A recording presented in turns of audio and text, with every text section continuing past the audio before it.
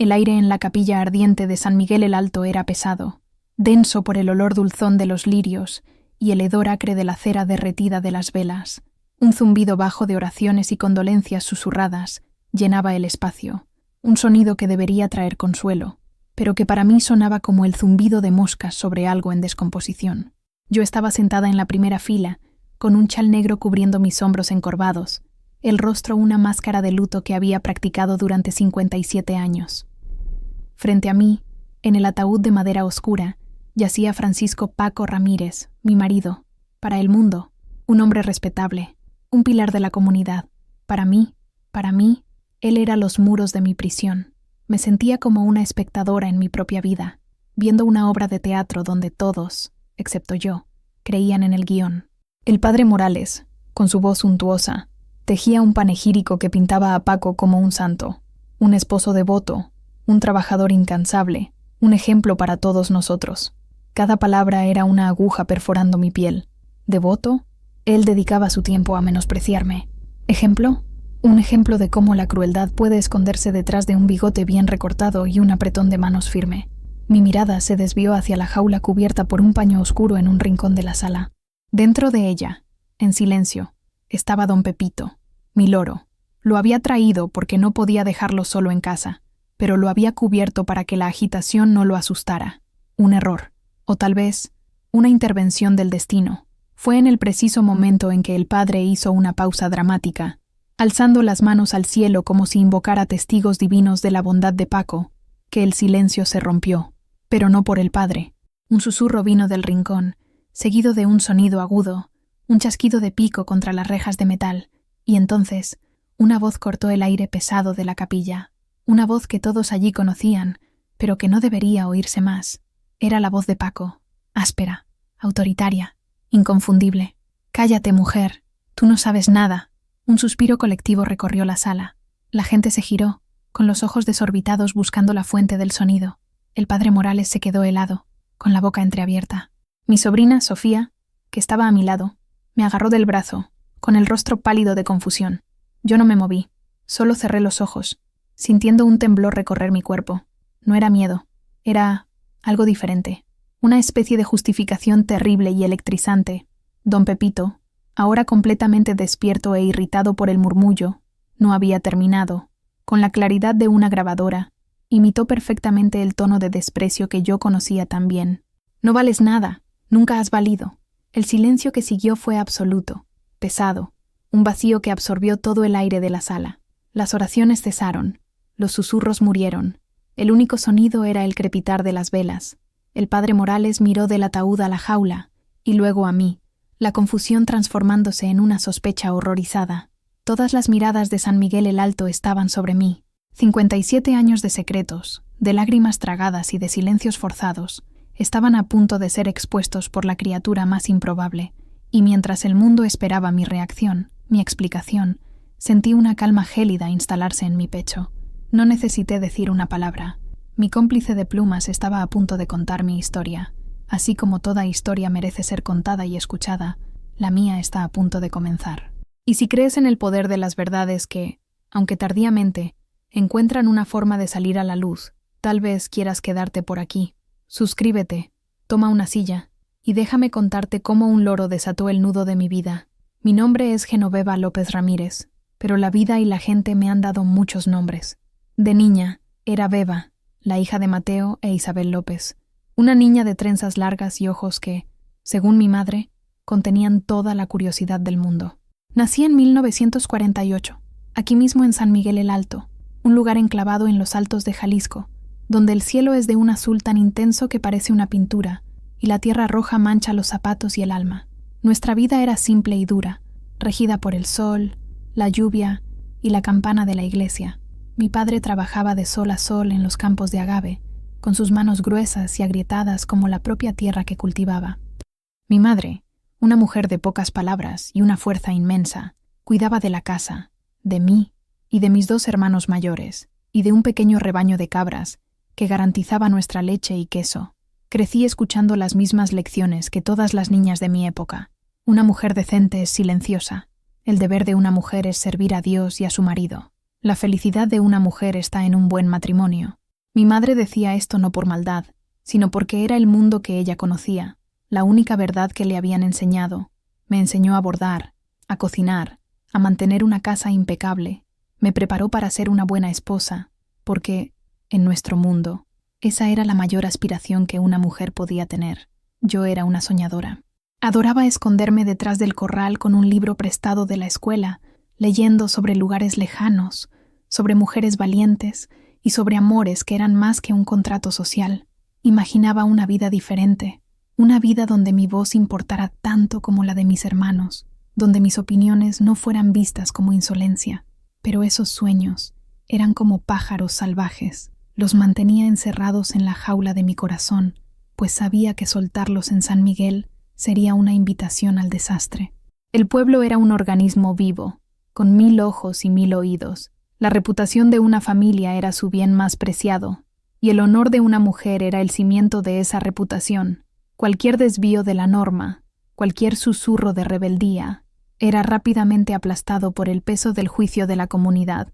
Aprendí a sonreír cuando quería llorar, a asentir cuando quería gritar, a bajar la mirada cuando quería enfrentar el mundo. Recuerdo tener 16 años, sentada en la plaza principal con mi amiga Elena, observando a los muchachos pasear. Ellos nos miraban, y nosotras fingíamos no darnos cuenta. «Mira a Francisco Ramírez», susurró Elena, dándome un suave codazo. «Dicen que va a heredar las mejores tierras de su padre, y es tan serio, tan trabajador». Lo miré. Paco era mayor, ya en sus 20s. Tenía una postura rígida, una mirada intensa y un bigote oscuro que le daba un aire de autoridad. No sonreía como los otros muchachos. Observaba, calculaba. Había una gravedad en él que las otras chicas encontraban atractiva, madura. Para mí, parecía una nube de tormenta en el horizonte. Aún así, cuando me saludó con un formal movimiento de cabeza, sentí el rubor subir por mi rostro, una mezcla de miedo y orgullo por haber sido notada por el muchacho más codiciado del pueblo. En aquella época, no sabía que la seriedad que todos admiraban era la fachada de una rigidez inflexible. No sabía que el trabajador incansable veía todo y a todos como posesiones a ser gestionadas, y no sabía que su mirada intensa no era de pasión, sino de posesión. Yo era solo Genoveva López, una chica de 17 años que estaba a punto de ser elegida, sin saber que estaba siendo sentenciada. El cortejo de Francisco Ramírez no fue de flores robadas o serenatas en la ventana. Fue un proceso tan formal y calculado como una transacción comercial. Primero habló con mi padre. Los vi conversando cerca del portón de casa. Mi padre asintiendo con la cabeza, el rostro serio, pero con un brillo de satisfacción en los ojos. Paco no era un muchacho impulsivo, era un hombre con un plan. Y yo, aparentemente, era una parte importante de ese plan. Comenzó a visitar nuestra casa los domingos por la tarde. Se sentaba en la sala, en la mejor silla, mientras mi madre servía café y pasteles. Mis hermanos eran despachados, y a mí se me instruía sentarme en un taburete cercano, con mi bordado en las manos, y responder solo cuando se me preguntara algo. Las conversaciones eran siempre sobre cosas prácticas: la cosecha, el precio del maíz, la salud del ganado. Hablaba con mi padre, de hombre a hombre. A mí me dirigía preguntas cortas. ¿Te gusta cocinar, Genoveva?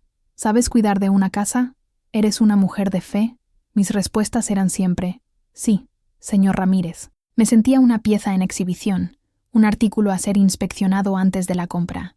Había un vacío en su mirada cuando se dirigía a mí, como si no estuviera viendo a una persona, sino evaluando una lista de cualidades. Nunca preguntó sobre mis sueños, sobre los libros que leía, sobre la música que me hacía querer bailar. Y yo, condicionada a ser la mujer ideal, nunca me atreví a ofrecer esas partes de mí.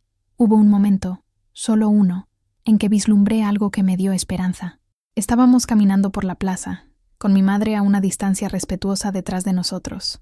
Un vendedor de pájaros pasó con jaulas llenas de canarios de colores. Me detuve, encantada con el sonido. «Son tan hermosos», dije, más para mí misma que para él. Paco se detuvo y miró a los pájaros con desdén. «Hacen ruido y ensucian. Un animal debe tener un propósito. Un perro para guardar, un caballo para trabajar». Mi corazón se hundió un poco. «Pero cantan», insistí suavemente. «¿La belleza no es un propósito?» Él me miró, y por un segundo su rostro se suavizó. «Quizás», dijo, casi como una concesión, «como la belleza de una mujer, que sirve para complacer a su marido y honrar su hogar». En mi ingenuidad, interpreté aquello como un cumplido. Hoy, Veo la verdad. Me estaba poniendo en la misma categoría que los pájaros en la jaula. Algo bonito de tener, pero que debía existir dentro de límites bien definidos y para un propósito que él determinaría. La petición de mano se la hizo a mi padre. La decisión fue tomada por ellos. A mí me correspondió aceptar. Mi madre lloró de alegría. Has asegurado tu futuro, mi hija. Francisco es un buen hombre, un hombre de posesiones. Nunca pasarás necesidad. Me aferré a esas palabras. Un buen hombre. Lo repetí para mí misma como una oración. Intenté convencer a mi corazón de sentir la alegría que todos esperaban de mí. Bordé mi vestido de novia con pequeñas flores blancas, cada puntada una plegaria silenciosa por un futuro feliz. El día de la boda, la iglesia estaba llena. Paco estaba en el altar, impecable en su mejor traje. Cuando caminé hacia él, del brazo de mi padre, vi la mirada de orgullo en su rostro. Pero no era orgullo en mí, Beba. Era el orgullo de un hombre que acababa de adquirir una propiedad valiosa. Cuando tomó mi mano, su tacto fue firme, posesivo. Y cuando el padre nos declaró marido y mujer, el beso que me dio fue rápido, seco, un sello en un contrato. Esa noche, al cruzar el umbral de nuestra nueva casa, la casa que sería mi mundo y mi prisión, todavía creía en la promesa de un buen matrimonio, de una vida segura. No sabía que algunas promesas son como frutas que parecen perfectas por fuera, pero que ya se están pudriendo por dentro. Y yo estaba a punto de dar la primera mordida. Los primeros meses de mi matrimonio con Paco fueron de una calma engañosa, como el aire quieto antes de una gran tormenta. La casa era más grande que la de mi familia, bien amueblada, un símbolo del estatus de Paco en la comunidad. Me dediqué a ser la esposa perfecta que me criaron para ser. El suelo brillaba, las comidas estaban siempre en la mesa a la hora correcta, y su ropa estaba siempre lavada y planchada. Cumplía mis obligaciones con una diligencia casi desesperada, con la esperanza de que mi perfección le agradara, de que generara afecto, o al menos, aprecio. Paco era un hombre de rutinas. Salía al campo antes del amanecer y volvía al atardecer, con el rostro cubierto de polvo. Esperaba encontrar la cena lista, la casa en orden, y a su esposa silenciosa y disponible. Al principio, su control era sutil, disfrazado de cuidado.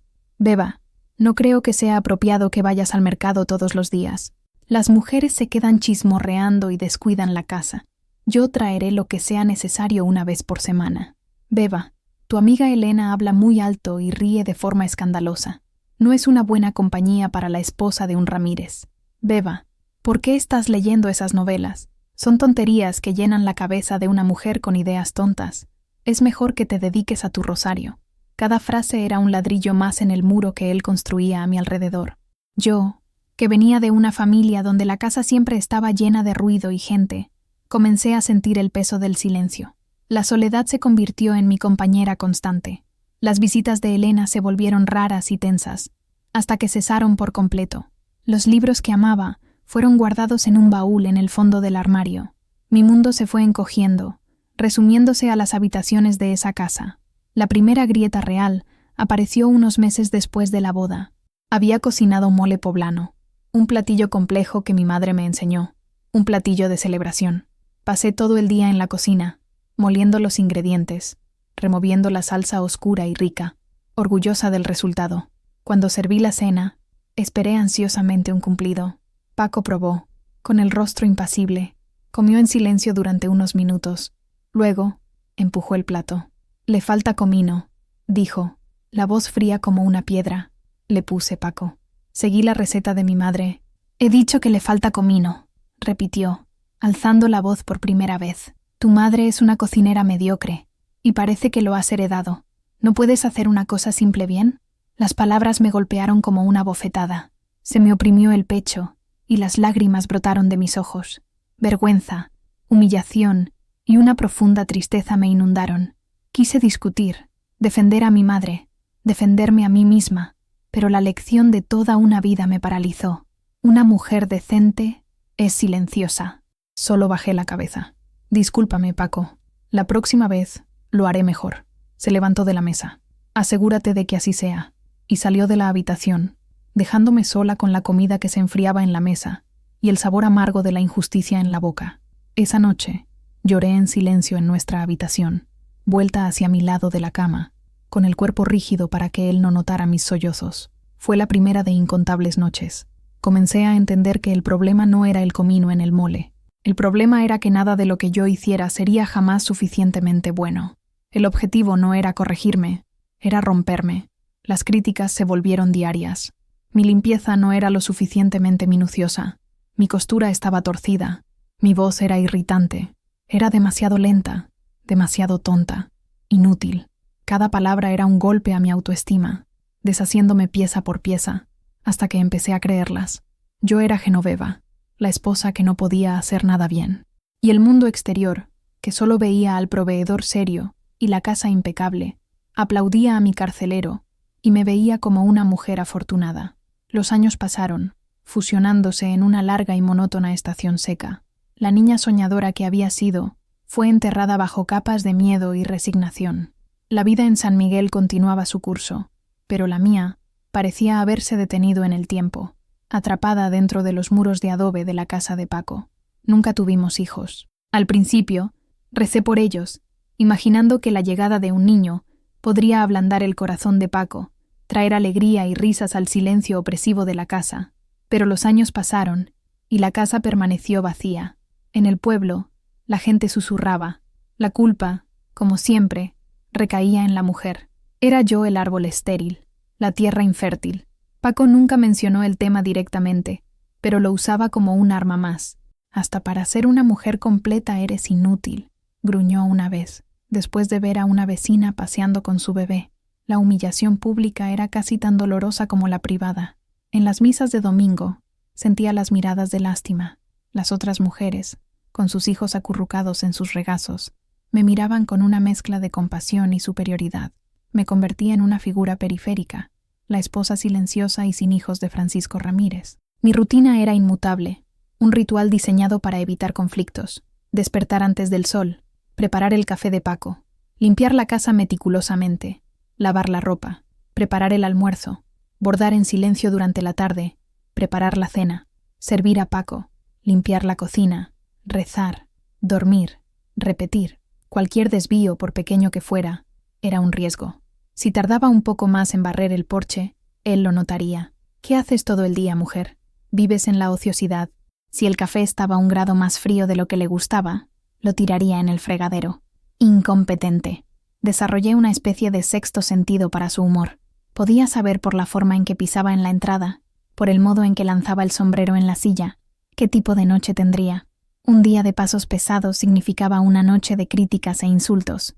Aprendí a encogerme, a volverme invisible, a responder con monosílabos para no alimentar su furia. Mi única ventana al mundo era una pequeña radio que estaba en la cocina. Paco la desaprobaba, llamándola caja de ruido. Pero como él pasaba la mayor parte del día fuera, yo la encendía bajito. Escuchaba las noticias, las radionovelas, las canciones de amor imposible. Eran voces de un mundo que ya no habitaba, historias que me recordaban que existían otras vidas, otras emociones más allá del miedo. Una vez, absorta en una canción de Chabela Vargas, empecé a tararear, mi voz un susurro oxidado. No oí a Paco llegar antes. Se detuvo en la puerta de la cocina, el rostro una máscara de furia. «¿Qué es eso?», exigió. Salté del susto, mi corazón latiendo descontroladamente en el pecho. Apagué la radio de inmediato. «Nada, Paco, solo una canción». «Pareces una gata en celo», escupió las palabras. «No quiero oír esa voz de grajo tuya en mi casa. ¿Entendido?». «Sí, Paco». Esa noche, encerró la radio en su despacho. El silencio volvió, más profundo y pesado que antes. Comencé a hablar sola, en susurros, solo para oír el sonido de una voz humana que no me estuviera criticando. Conversaba con las plantas del pequeño jardín que me empeñaba en mantener en la parte trasera de la casa. Eran mis únicas confidentes. Les contaba sobre la niña que había sido, sobre los libros que había leído, sobre el color del vestido de mi primera comunión. Regaba esas flores con la misma dedicación con que regaba los recuerdos, intentando desesperadamente mantenerlos vivos en un suelo tan árido. Y fue en ese desierto de silencio y soledad que, un día, la vida me envió al más improbable de los mensajeros, un mensajero de plumas verdes y pico curvo, que llegaría para, sin saberlo, convertirse en la voz que yo había perdido. Tenía 62 años cuando don Pepito entró en mi vida. Hacía más de 40 años que estaba casada con Paco, y la esperanza era una brasa casi extinguida. Mi existencia se resumía en sobrevivir cada día sin provocar la ira de mi marido. Sucedió en una tarde calurosa de junio. Estaba en la parte trasera de la casa, cuidando mis bugambillas, cuando oí un ruido extraño que venía del árbol de mango. Era una especie de graznido ronco, seguido de una serie de palabras inconexas y silbidos. Curiosa, me acerqué. Y allí, posado en una rama baja, estaba él, un loro de un verde vibrante, con una mancha amarilla en la cabeza y ojos pequeños e inteligentes que me observaban con desconfianza. Parecía exhausto y asustado. Una de las plumas de su cola estaba torcida. Entré y volví con un pequeño cuenco de agua y unas semillas de girasol que guardaba para los pájaros del jardín. Los puse en el suelo, a una distancia segura, y me senté en un banquito de madera, esperando. «Hola», le dije suavemente. «¿Estás perdido?» El loro inclinó la cabeza, analizándome. Luego, con una voz sorprendentemente clara y algo malhumorada, dijo: «Hola, guapo». No pude evitar una pequeña sonrisa. Era la primera vez en años que algo inesperado y ligero sucedía en mi rutina gris. Se quedó allí por horas. Finalmente, bajó de la rama, bebió el agua con avidez y picoteó las semillas. Esa noche, cuando Paco llegó, el loro todavía estaba en el jardín. La reacción de Paco fue predecible. «¿Qué plaga es esa? Ahuyenta a ese bicho ruidoso de aquí, beba». «Parece perdido, Paco. Quizás tiene hambre», argumenté, mi voz un hilo. «No me importa. No quiero animales inútiles en mi propiedad. Si mañana sigue aquí, yo mismo me encargaré de él». La amenaza en su voz era clara.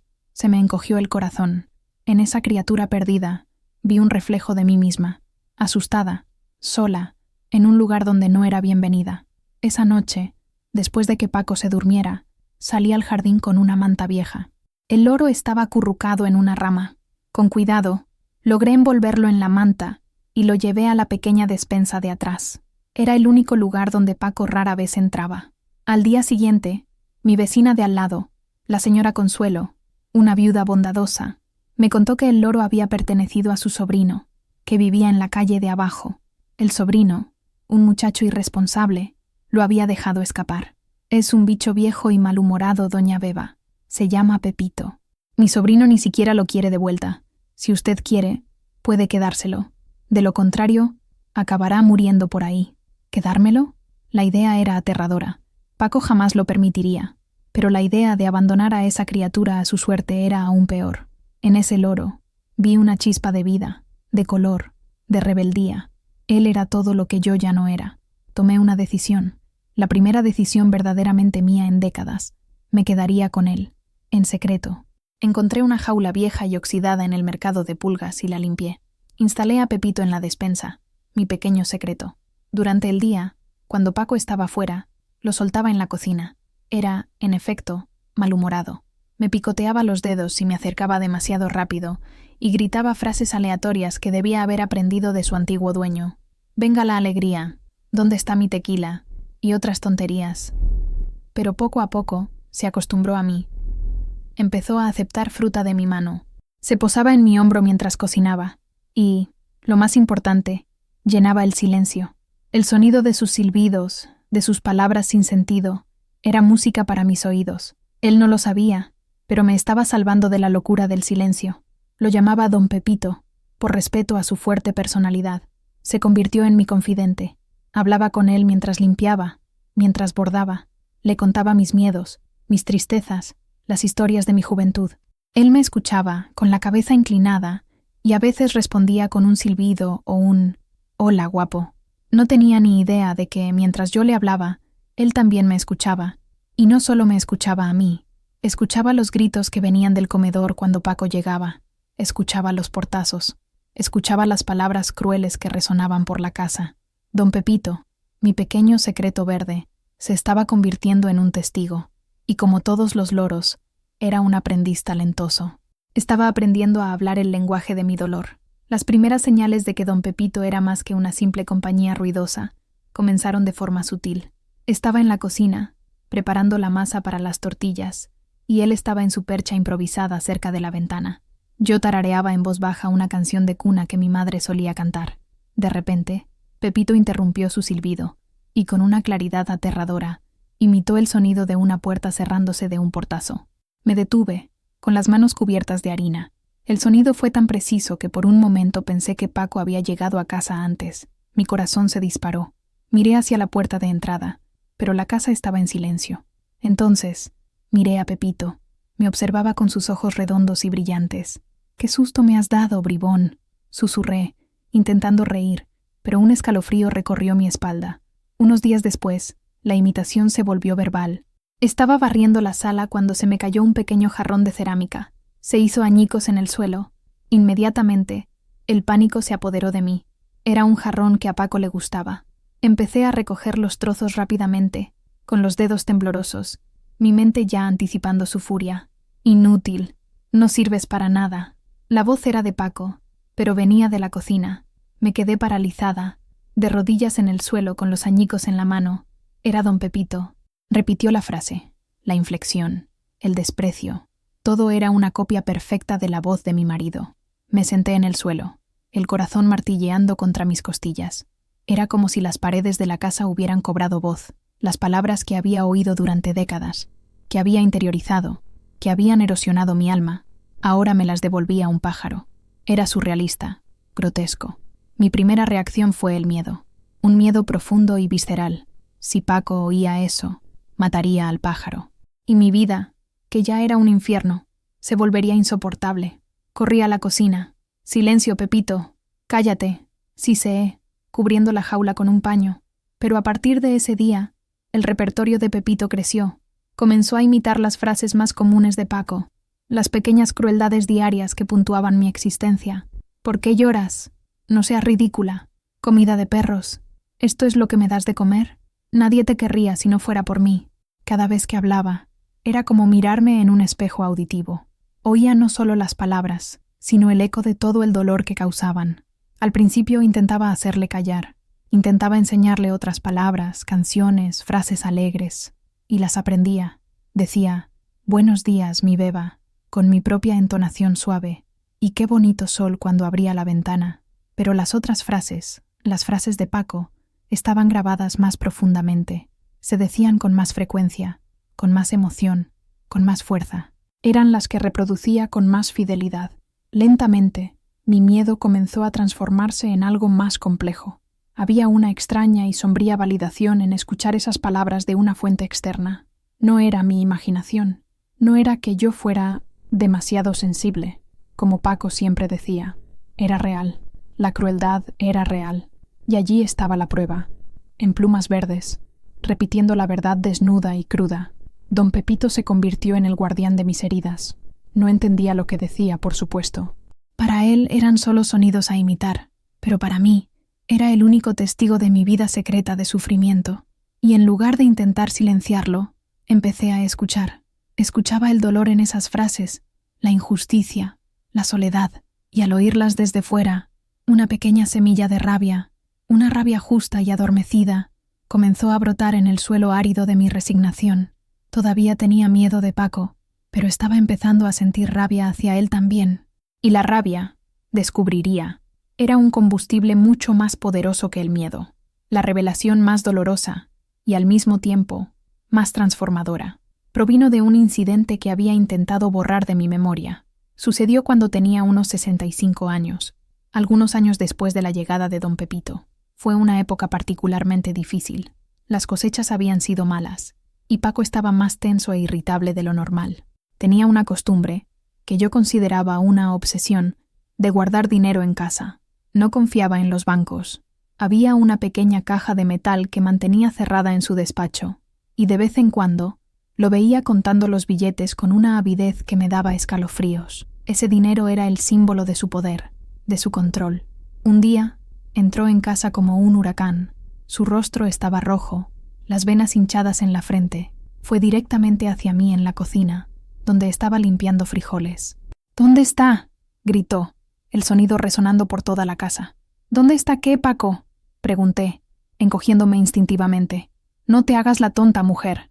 El dinero de la caja. Faltan 500 pesos». Se me heló la sangre. Nunca, jamás, había tocado esa caja.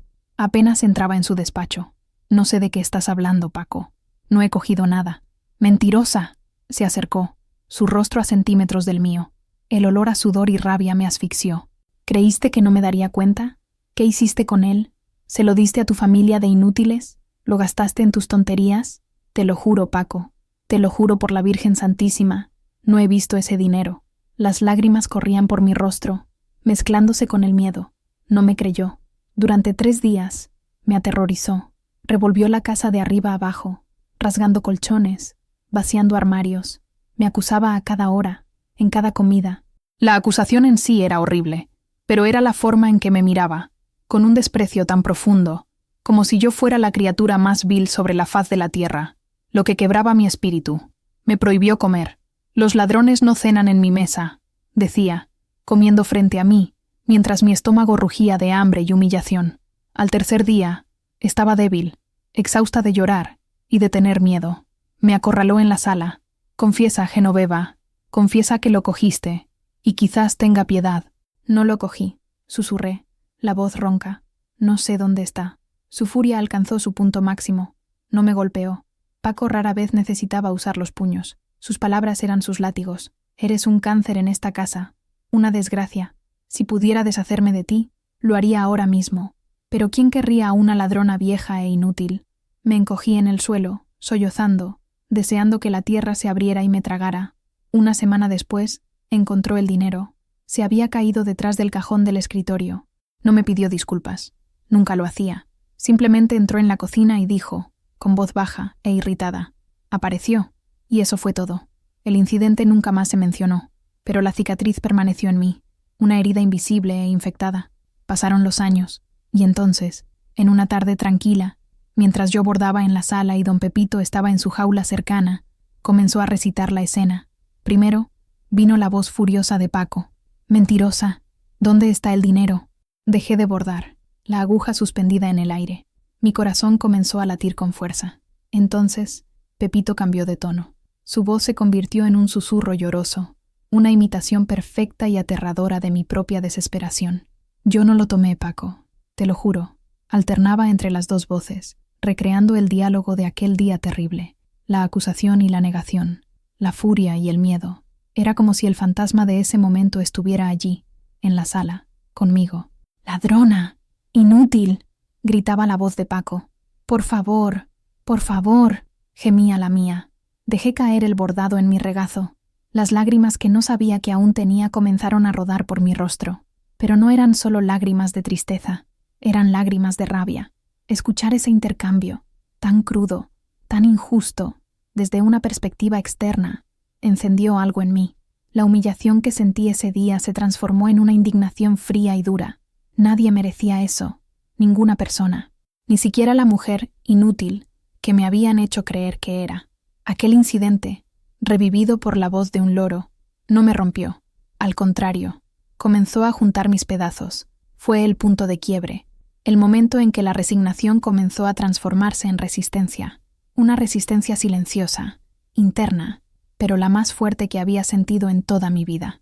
El día en que don Pepito recreó la escena del dinero robado, no fue un día de gritos ni confrontaciones. Fue, de hecho, un día notablemente silencioso.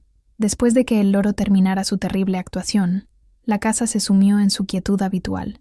Pero dentro de mí, una revolución estaba teniendo lugar. Me quedé sentada allí, en mi sillón gastado, durante mucho tiempo, simplemente mirando el bordado caído en mi regazo. Los colores vivos de los hilos parecían burlarse del gris de mi existencia. Durante más de 50 años, había aceptado mi suerte. Había creído que ese era mi destino, mi cruz a cuestas. Me habían enseñado que el sufrimiento en silencio era una virtud, un camino hacia la salvación. Pero escuchar mi propia voz, imitada por un pájaro, suplicando por una inocencia que era mía por derecho, lo cambió todo. Fue como si me estuviera viendo desde fuera por primera vez, no como la esposa de Paco, no como una figura de lástima, sino como una mujer, una persona, siendo sistemáticamente destruida por otra. La revelación no fue audible, fue un temblor profundo en los cimientos de mi alma. La estructura de creencias que me había sostenido y aprisionado toda mi vida, la obediencia, la sumisión, la aceptación, comenzó a agrietarse. Me di cuenta, con una claridad que me dejó sin aliento, de que la culpa no era mía. No era mi incompetencia, mi sensibilidad, mi inutilidad. La culpa era de él, La crueldad era de él. La revelación no llegó con estrépito. Llegó con un silencio profundo, una calma que se instaló en el centro de mi caos interior. No sentí ganas de gritarle a Paco, de hacer las maletas y huir. No tenía a dónde ir, ni la fuerza para tal confrontación. El cambio fue más sutil, más interno. Fue un cambio de perspectiva. Dejé de intentar complacerlo. No de una manera obvia. Seguí cocinando, limpiando, cumpliendo mis tareas. Pero la desesperación por su aprobación, la ansiedad que me consumía en cada comida, en cada inspección de la casa, simplemente desapareció. Empecé a hacer las cosas por mí. Cocinaba la comida que a mí me gustaba, aunque él se quejara. Limpiaba la casa porque me gustaba vivir en un ambiente limpio, no porque temiera su crítica. El cambio fue tan sutil que, al principio, ni siquiera lo notó. Pero la dinámica entre nosotros cambió. Cuando gritaba que la sopa estaba salada, en lugar de encogerme y pedir disculpas, simplemente lo miraba, en silencio, y seguía tomando la mía. La ausencia de mi reacción habitual parecía desarmarlo. ¿Qué es un agresor sin la reacción de miedo de su víctima? Se quedaba confundido, irritado, pero no sabía exactamente por qué. Comencé a encontrar pequeños refugios de placer, minúsculos actos de rebelión que solo yo conocía. Empecé a hablar más con don Pepito, no sobre mis tristezas, sino sobre cosas buenas. Le describía los colores del atardecer, le contaba las tramas de las radionovelas que imaginaba, le susurraba recetas que quería probar y, lo más importante, dejé de creer en sus palabras. Cuando me llamaba inútil, una vocecita dentro de mí, una voz que sonaba notablemente como la mía cuando era joven, respondía: no, no lo soy. Cuando decía que nadie me quería, la vocecita respondía: yo me quiero. Era una guerra silenciosa, librada enteramente dentro de mí y en el espacio no dicho entre nosotros. Él continuaba con sus tiranías, pero ya no encontraban el mismo suelo fértil para echar raíces. Chocaban contra la nueva y frágil pared de mi autopercepción y caían al suelo, inertes. Estaba despertando de un largo sueño. El mundo no había cambiado, mi casa no había cambiado, Paco no había cambiado, pero yo, Genoveva, estaba cambiando. Me estaba reconstruyendo, pieza por pieza, en secreto, en el silencio de la casa que él creía que todavía gobernaba. Era el rey de un castillo cuyos cimientos estaban siendo silenciosamente minados por la prisionera que creía haber quebrado para siempre. Mi recién descubierta resistencia se manifestó de maneras que solo yo, y, quizás, don Pepito, podíamos entender. Eran pequeños actos, casi invisibles, pero para mí eran tan significativos como una declaración de independencia. Paco odiaba el color amarillo. Decía que era un color vulgar, chillón.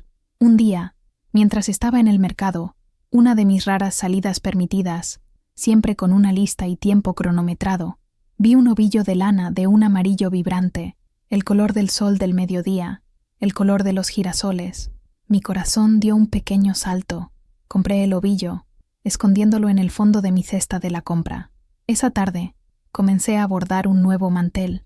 En una de las esquinas, escondida entre hojas verdes y flores blancas, bordé una pequeña y perfecta mariposa amarilla. Cada vez que ponía la mesa, me aseguraba de que la esquina con la mariposa quedara de mi lado. Paco nunca lo notó, pero yo sabía que estaba allí. Era mi pequeño sol particular, un secreto colorido en un mundo de tonos grises. Otra de mis rebeliones era la música.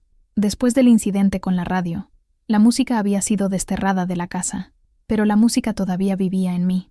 Empecé a tararear, pero de una forma que él no pudiera detectar. Tarareaba hacia adentro, sintiendo la vibración en mi garganta y en mi pecho, pero sin emitir sonido. Era una orquesta silenciosa que tocaba solo para mí mientras lavaba los platos o barría el suelo. Las melodías que amaba, las canciones que me hacían sentir viva, volvieron a formar parte de mi día, aunque fueran inaudibles para el mundo. Paco también tenía reglas estrictas sobre el jardín. Solo plantas útiles, hierbas para cocinar, quizás algunas flores discretas para la iglesia. Detestaba los geranios. Le parecían flores muy comunes, el olor muy fuerte. Una vez, arranqué un esqueje de geranio rojo sangre de una grieta en la acera cerca de la casa de la señora Consuelo. Lo planté en una lata vieja y lo escondí detrás de un arbusto de romero, en el rincón más alejado del jardín. Cuidaba de ese geranio como si fuera un tesoro. Lo regaba con el agua que sobraba de lavar las verduras.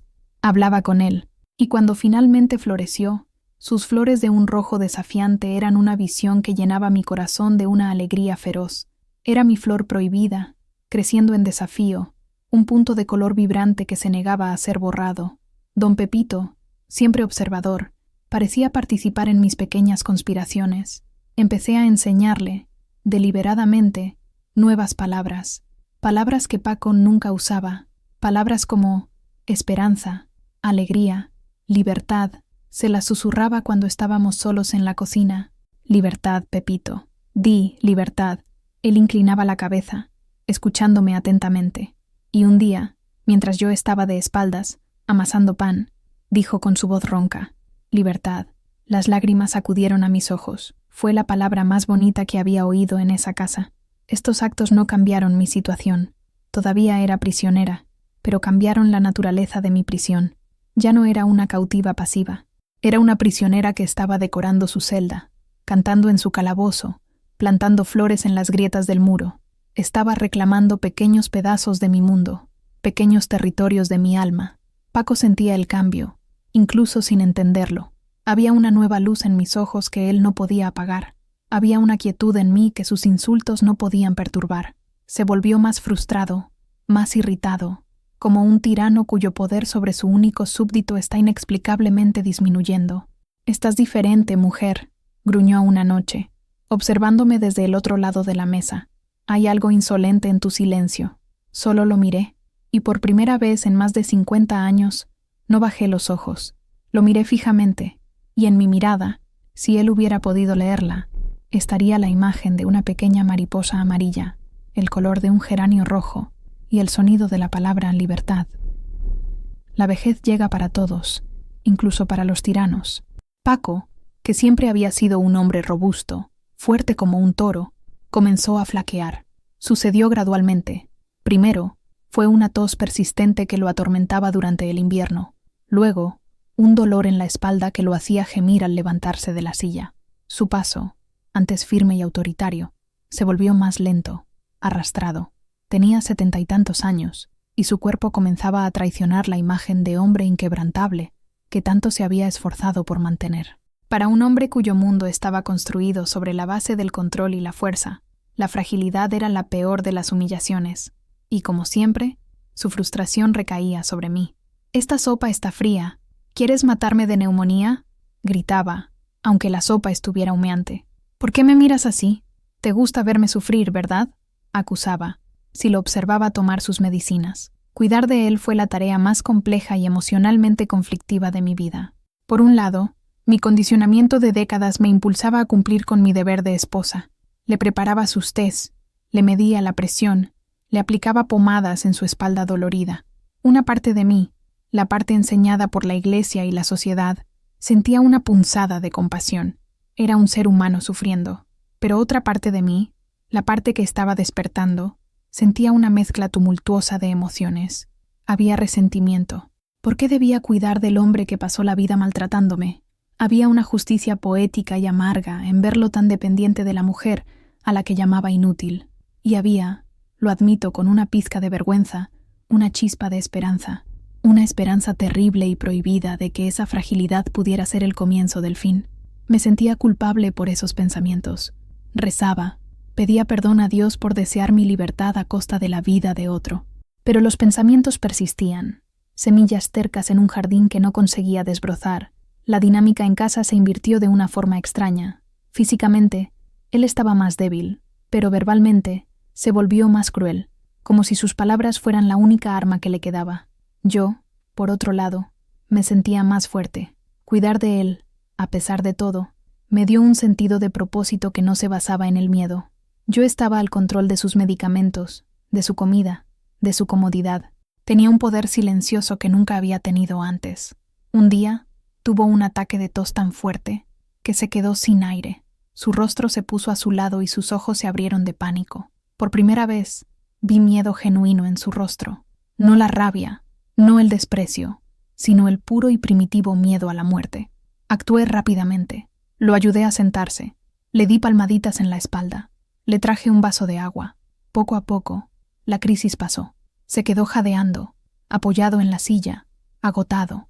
Me miró y por un instante fugaz, Vi algo en sus ojos que nunca había visto antes: vulnerabilidad. No dijo «gracias». Las palabras no formaban parte de su vocabulario, pero se quedó en silencio el resto de la noche. Un silencio diferente, no opresivo, sino pensativo. En ese momento no sentí triunfo, sentí una profunda tristeza. Tristeza por la vida que podríamos haber tenido.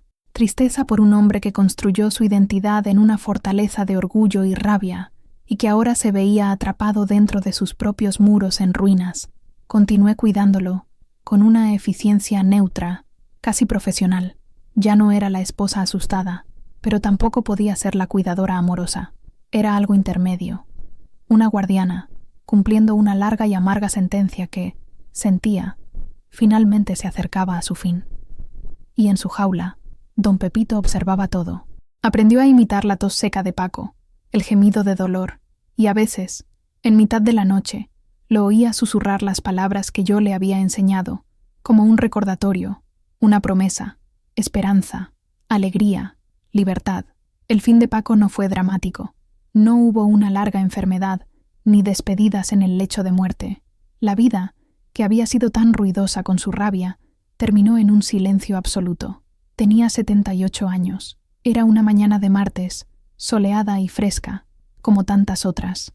Me había levantado temprano, como de costumbre, y había preparado el café. La rutina era el ancla de mi vida. Puse su taza en la mesa y fui a la habitación a llamarlo. En los últimos meses había estado durmiendo más tarde, su cuerpo cansado exigiendo más descanso. «Paco», llamé suavemente desde la puerta. «El café está listo». No hubo respuesta. Normalmente habría oído un gruñido, una señal de que se estaba despertando. Solo silencio. Entré en la habitación. Las cortinas estaban cerradas, dejando el ambiente en penumbra. Estaba acostado en la cama, en la misma posición en que lo había dejado la noche anterior. Parecía estar durmiendo profundamente. «¿Paco?» Me acerqué, un nudo de aprensión formándose en mi garganta. Toqué su hombro. Estaba frío. No el frío normal de la mañana, sino un frío diferente, profundo, inmóvil. Mi corazón se detuvo por un segundo y luego comenzó a latir descontroladamente. Lo supe. En ese instante, lo supe. Aún así, una parte de mí necesitaba confirmar. Temblando, llevé mis dedos a su cuello, buscando el pulso que había aprendido a medir en los últimos años. No había nada, solo la piel fría e inmóvil. Francisco Ramírez estaba muerto. Mi primera reacción no fue tristeza, no fue alegría, fue un shock profundo, una sensación de irrealidad. Miré su rostro, relajado en el sueño de la muerte de una forma que nunca lo había visto en vida. Las líneas de rabia y descontento parecían haberse suavizado. Parecía casi en paz. Me alejé de la cama y me senté en la pequeña silla de madera en el rincón de la habitación, la misma silla donde solía sentarme a remendar sus calcetines. Me quedé allí, en silencio, solo mirándolo. El hombre que había definido, limitado y llenado mi vida de miedo durante 57 años simplemente, ya no estaba. La casa estaba silenciosa, pero era un silencio que nunca había experimentado antes. No era el silencio tenso de esperar una explosión.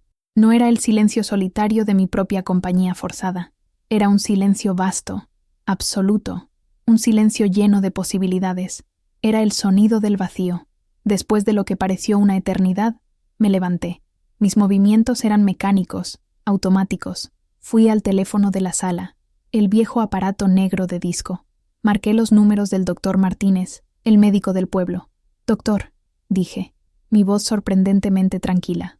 «Soy Genoveva Ramírez. Creo que mi marido ha fallecido».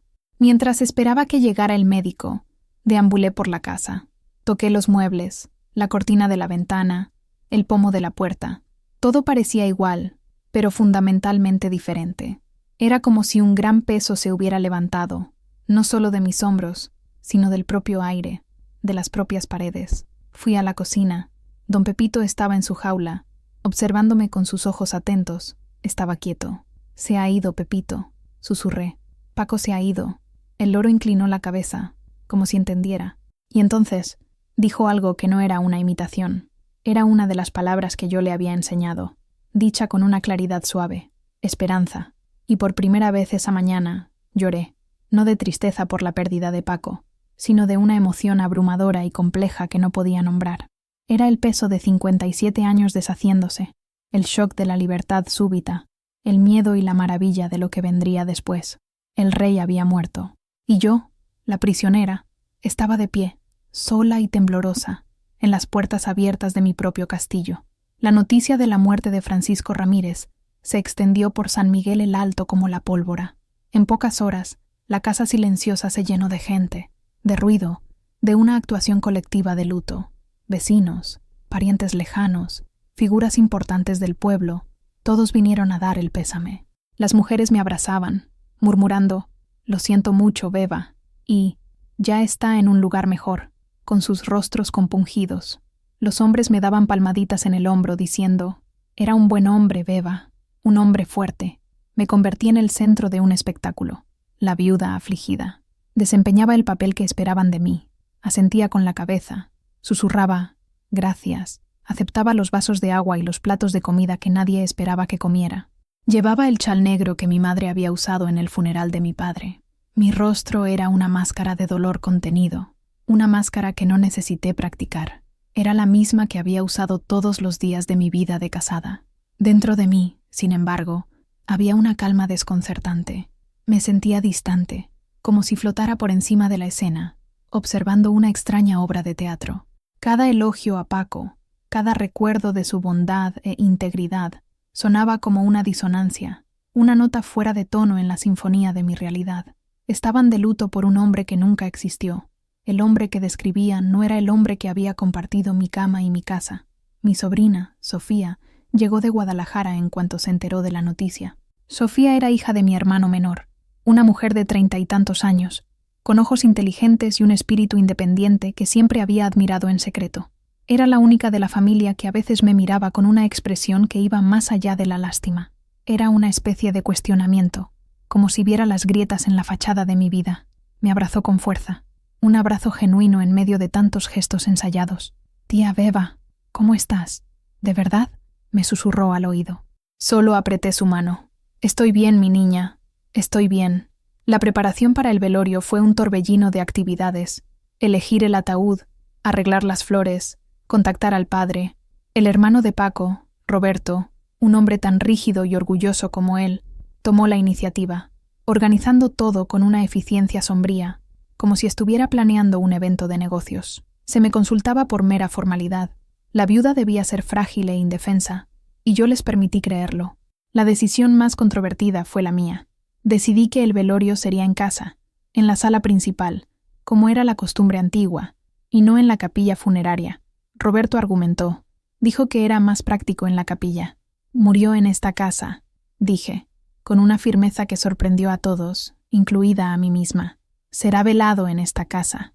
Había una razón para ello, una razón que apenas admitía para mis adentros. Era como si necesitara que su espíritu, su memoria, fuera confrontado una última vez dentro de las paredes que fueron testigos de su tiranía. Y estaba don Pepito. No podía llevarlo a la capilla funeraria. Y, por alguna razón, no soportaba la idea de estar lejos de él. Era mi único testigo verdadero, mi único aliado. Durante todo el día, mientras la casa se llenaba de gente, permaneció en su jaula en la cocina, cubierto por un paño, pero yo sabía que estaba escuchando las mentiras, las hipocresías, los elogios a un santo fabricado. La noche del velorio, la casa estaba abarrotada, el ataúd abierto en la sala, rodeado de coronas de flores. La gente pasaba, miraba el rostro sereno de Paco, se santiguaba y venía a ofrecerme palabras vacías. Me senté en mi silla, la viuda en exhibición, recibiendo la simpatía del pueblo. Y sentía el peso de 57 años de mentiras acumulándose en el aire, volviéndolo casi irrespirable. No sabía qué iba a pasar, no tenía un plan, pero sentía, con una certeza visceral, que algo estaba a punto de romperse. La presión era demasiado grande. La verdad, por tanto tiempo sumergida, estaba luchando por salir a la superficie, y tenía la sensación de que no sería mi voz la que la liberaría. La capilla improvisada en nuestra sala estaba caliente y sofocante. El zumbido de las oraciones era un mantra hipnótico, y la luz de las velas proyectaba sombras danzantes en las paredes, haciendo que los rostros de los presentes parecieran máscaras de dolor. Estaba sentada en la primera fila, un océano de rostros conocidos detrás de mí, cada uno reflejando la imagen del hombre que creían que Paco era. El padre Morales, con su estola morada y su expresión solemne, estaba en la cúspide de su discurso. Sus palabras fluían como miel espesa, cubriendo la memoria de Paco con una capa de santidad. Un pilar de nuestra comunidad, un ejemplo de esposo cristiano, cuya dedicación a su amada Genoveva era conocida por todos. Amada Genoveva. La ironía era tan cortante que casi me hizo atragantar. Miré el ataúd. El rostro de Paco parecía burlarse de mí en su quietud. Dedicación. Sí, era dedicado. Dedicado a pulirme hasta que perdiera todo mi brillo, a podarme hasta que no me quedaran ramas para crecer. Fue en ese momento, en el apogeo de la hipocresía, que el destino, o quizás solo un loro irritado, decidió intervenir. Había movido la jaula de don Pepito a la sala, colocándola en un rincón más alejado, pensando que el ruido de la cocina lo estaba molestando. La cubrí con un chal oscuro para mantenerlo tranquilo. Pero el discurso apasionado del padre, puntuado por amenes fervorosos, debió de agitarlo. Primero, un susurro bajo el paño, luego, un sonido de garras arañando el metal. Nadie lo notó, excepto yo. Mi cuerpo se tensó. Sentí un presentimiento, una mezcla de pánico y una expectativa casi perversa. Y entonces, la voz de Paco, resonando con una claridad fantasmagórica que hizo callar hasta a los más devotos. «Cállate, mujer, tú no sabes nada». El flujo de palabras del padre se detuvo abruptamente. Un silencio de shock cayó sobre la sala. La gente se miró, confundida, los ojos buscando el origen de la voz imposible. Alguien tosió nerviosamente. Mi sobrina Sofía me apretó el brazo, su rostro una mezcla de asombro y miedo. «Tía, ¿qué fue eso?». No respondí. Solo seguí mirando hacia el frente, hacia el ataúd, sintiendo la sangre pulsar en mis venas. Una parte de mí quería correr, cubrir la jaula, silenciar la verdad, pero la otra parte, la parte que había estado creciendo en silencio durante años, estaba paralizada por una curiosidad sombría. Quería ver qué pasaría, quería que escucharan. Don Pepito, quizás envalentonado por el repentino silencio que había creado, continuó. «No vales nada, nunca has valido». El desprecio en la voz imitada era tan palpable que el aire en la sala pareció helarse. Ahora ya no había confusión. Todas las miradas se volvieron hacia la jaula cubierta en el rincón, y luego, como una sola, se volvieron hacia mí. Había asombro, horror, y en algunos, una chispa de comprensión. El padre Morales, pálido como la cera de las velas, abrió la boca para reanudar su sermón, pero no le salieron las palabras. El hermano de Paco, Roberto, se levantó, con el rostro rojo de furia y vergüenza. «¿Qué broma de mal gusto es esta, Genoveva?». Pero don Pepito aún no había terminado. Soltó la frase que selló el destino de esa noche, la frase que yo había oído tantas veces en momentos de desesperación. «Si intentas huir, te atrapo». La amenaza quedó suspendida en el aire, desnuda y fea. No había forma de malinterpretarla. No era una frase aleatoria, era una sentencia de prisión. Y entonces, como si quisiera dar el golpe de gracia, cambió de voz. Imitó mi propio llanto, un sollozo bajo y desesperado, seguido de la frase que me había oído susurrarle tantas veces, las palabras que se habían convertido en mi mantra secreto. «Libertad, libertad». La sala permaneció en un silencio sepulcral. La obra de teatro había terminado. El telón había caído, revelando un escenario sucio y cruel que nadie quería ver. El santo había sido desenmascarado. La viuda afligida era, en realidad, una prisionera recién liberada. Me levanté. Me temblaban las rodillas, pero me mantuve firme. No miré a nadie. Caminé lentamente hasta la jaula, retiré el chal y miré a don Pepito. Parpadeó sus ojos brillantes hacia mí. Luego, me volví hacia la sala llena de rostros conmocionados. No lloré, no grité, no ofrecí ninguna explicación.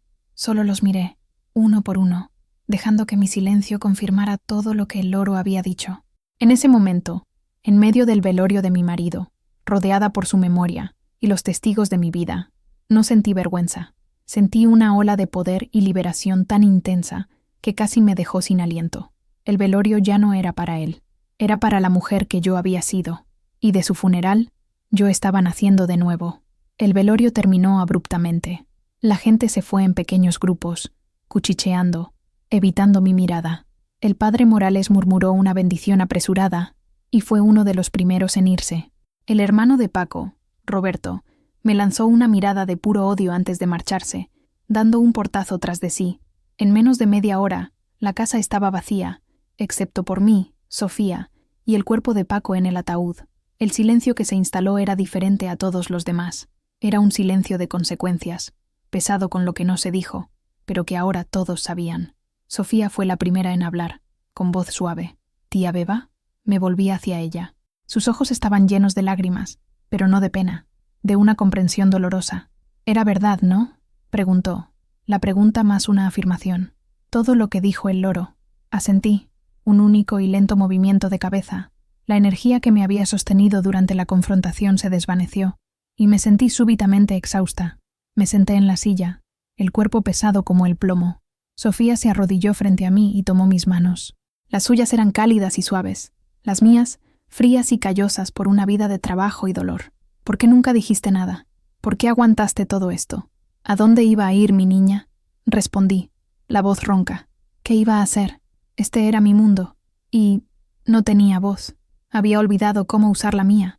Nos quedamos allí, en silencio, durante un largo rato. El ataúd en la sala era una presencia extraña, un recordatorio del pasado que se negaba a irse. A la mañana siguiente, el entierro fue un evento rápido y con poca gente. Solo yo, Sofía y algunos pocos parientes que vinieron por obligación. El sermón del padre fue corto y genérico. El escándalo del velorio ya era el comidillo del pueblo. Mientras la tierra era arrojada sobre el ataúd de Paco, no sentí tristeza. Sentí nada, un vacío, el fin de un capítulo largo y doloroso. Volvimos a casa, la casa que ahora era solo mía. La sensación era extraña, como ponerse una ropa que no te queda bien. Cada habitación, cada objeto, estaba impregnado de su presencia. «Te ayudaré a arreglar las cosas, tía», dijo Sofía, sintiendo mi vacilación. El primer día de mi nueva vida, lo pasamos desmontando la antigua. Empezamos por su habitación. Sofía, con una practicidad que yo envidiaba, comenzó a vaciar los armarios, a sacar su ropa. La observé por un momento, paralizada. Luego, cogí una de sus camisas. Su olor todavía estaba en ella. Por un momento, el hábito del miedo me hizo retroceder. Pero entonces, arrugué la camisa con fuerza y la arrojé a la pila que Sofía estaba haciendo para donar. Fue un acto catártico. Juntas, limpiamos. Cada cajón vaciado, cada objeto personal suyo retirado, era como una capa de polvo y opresión que se quitaba de la casa y de mi alma. Encontramos la caja de metal con el dinero en su despacho. La abrí. Los billetes estaban allí, organizados, el tesoro por el cual me había aterrorizado. Miré el dinero y sentí solo repulsión. Al final del día, la casa parecía más ligera, más aireada. Sofía nos preparó un té y nos sentamos en la cocina. Don Pepito, fuera de la jaula, estaba en el hombro de Sofía, mordisqueando cariñosamente su oreja. «¿Qué vas a hacer ahora, tía?», preguntó Sofía amablemente. Miré alrededor de mi cocina. Por primera vez, parecía mía. El sol de la tarde entraba por la ventana, iluminando las partículas de polvo que danzaban en el aire. No tenía una respuesta. Durante casi 60 años, mi vida había sido definida por otra persona. La idea de tomar mis propias decisiones, de tener mis propios días para llenar, era a la vez emocionante y aterradora. «No lo sé», dije, y por primera vez, la incertidumbre no me asustó. Creo que voy a empezar por descubrir qué me gusta de verdad. Sofía sonrió, una sonrisa genuina y llena de amor. «Eso suena como un plan maravilloso». Esa noche, dormí en la gran cama de matrimonio sola por primera vez. El espacio vacío a mi lado no era solitario. Era espacioso, era prometedor. Era el sonido del silencio de mi propia vida, finalmente comenzando. En los días que siguieron al funeral, la casa comenzó a cambiar, y yo junto con ella. El silencio que antes era una señal de peligro, ahora se convirtió en un bálsamo. Me despertaba por la mañana no con el sonido de los pasos pesados de Paco en el pasillo, sino con el canto de los pájaros afuera y los silbidos de don Pepito en la cocina. Me movía por la casa con una lentitud deliberada, redescubriendo los espacios. La sala, donde había tenido lugar el velorio, parecía haber sido purificada por el escándalo. Abrí todas las ventanas, dejando que el aire fresco de Jalisco entrara y se llevara los últimos vestigios del olor a lirios y cera. Reorganicé los muebles, rompiendo la configuración rígida que Paco insistía en mantener. Mi sillón, que antes estaba en un rincón oscuro, fue movido cerca de la ventana, donde podía sentir el sol en el rostro y observar el movimiento en la calle. Sofía se quedó conmigo una semana, una presencia amable y solidaria. Me ayudó con el papeleo, con las cuentas, con las cosas prácticas que Paco siempre controló y que me parecían un misterio. Me enseñó a usar el cajero automático del banco, un pequeño acto que para mí pareció conquistar una montaña. «Tienes derecho a una pensión, tía. No es mucho, pero es tuya», me explicó, mostrando los papeles. Mía. La palabra sonaba extraña y maravillosa. Mi dinero, mi casa, mi vida. Uno de los días, fuimos al mercado, pero no fue una ida apresurada con una lista. Paseamos. Me detuve a oler los tomates, a conversar con el vendedor de quesos, a admirar los colores vibrantes de los chiles. Compré un ovillo de lana amarilla, el mismo amarillo solar que amaba, sin tener que esconderlo. Cuando Sofía tuvo que volver a Guadalajara, sentí una punzada de pánico. La idea de quedarme completamente sola era aterradora. Me abrazó en la puerta. «Llámame cuando quieras, tía, para lo que sea, y vendré a visitarte siempre que pueda. Estaré bien», dije, más para convencerme a mí misma que a ella. La primera noche sola, la casa pareció demasiado grande y vacía. Los ruidos nocturnos, el crujir de la madera, el viento en el tejado, parecían amplificados. Me senté en la sala, con don Pepito en mi hombro, y sentí que la soledad pesaba sobre mí. Entonces, hice algo que no había hecho en más de 50 años. Fui al viejo baúl en el fondo del armario, el mismo donde había guardado mis libros de adolescencia. Lo abrí. El olor a papel viejo y tiempo me envolvió. Allí estaban, mis tesoros olvidados, novelas de amor, libros de poesía, historias de aventuras. Tomé uno de ellos, una novela de portada gastada que había leído decenas de veces de niña. Me senté en mi sillón cerca de la ventana, encendí una lámpara y comencé a leer en voz alta. Era el mejor de los tiempos, era el peor de los tiempos. Mi voz sonaba extraña, oxidada, pero continué. Leí para mí misma, para don Pepito, para las paredes silenciosas de mi casa. Con cada palabra sentía que una parte de mí, largamente dormida, despertaba. La niña que amaba las historias, que soñaba con otros mundos, todavía estaba allí, enterrada bajo capas de miedo y silencio. Don Pepito escuchaba, con la cabeza inclinada. De vez en cuando, repetía una palabra, como un eco, y por primera vez, el sonido en mi casa era un sonido que yo había elegido. Eran las palabras de un libro, mi propia voz leyendo, el susurro de las páginas. Era el sonido de mi libertad. Ya no estaba sola, estaba en compañía de mí misma. Y estaba empezando a gustarme mucho esa compañía. San Miguel el Alto era un pueblo donde los secretos raramente permanecían secretos por mucho tiempo, pero el escándalo del velorio de Paco Ramírez fue de una magnitud diferente. No era solo chismorreo, era un terremoto que sacudió los cimientos de las apariencias que gobernaban nuestra comunidad. Mi primera salida a la calle después del entierro fue una prueba de fuego.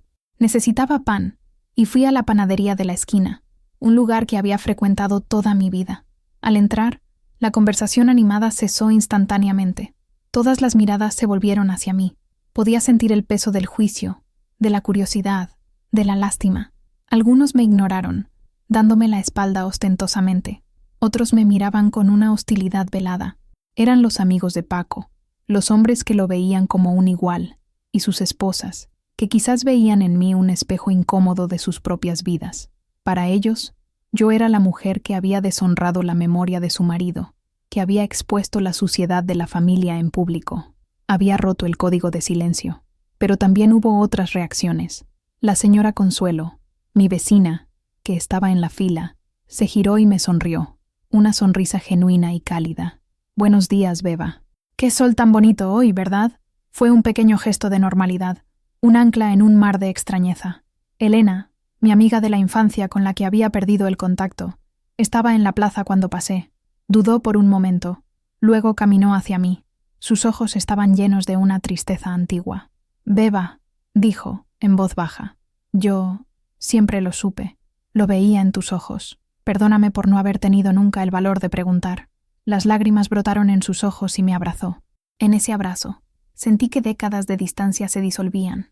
El pueblo se dividió. Por un lado, los tradicionalistas, los amigos de Paco, su familia. Su hermano Roberto cruzó la calle para no tener que pasar a mi lado. Su esposa, en misa, se aseguró de sentarse lo más lejos posible. Me trataban como a una paria. Por otro lado, había un grupo creciente, principalmente de mujeres, que me miraban de forma diferente, no con lástima, sino con una especie de respeto reacio. Veía en sus ojos una admiración silenciosa por la verdad, que, aunque por accidente, yo había expuesto. Mujeres más jóvenes, como mi sobrina Sofía, me veían como una especie de heroína trágica. Mujeres de mi edad, como Elena, me veían con una solidaridad nacida de experiencias compartidas, dichas o no. Un día, una mujer que apenas conocía, la esposa del zapatero, me detuvo en la calle. Miró a ambos lados, como si tuviera miedo de ser vista, y me apretó la mano. «Gracias, doña Genoveva», susurró. «Gracias por no quedarse callada», y se alejó rápidamente. Empecé a darme cuenta de que la historia no era solo mía, era la historia de muchas. Lo que don Pepito había hecho no fue solo exponer a Paco, fue dar voz a un sufrimiento silencioso que permeaba muchas casas en San Miguel.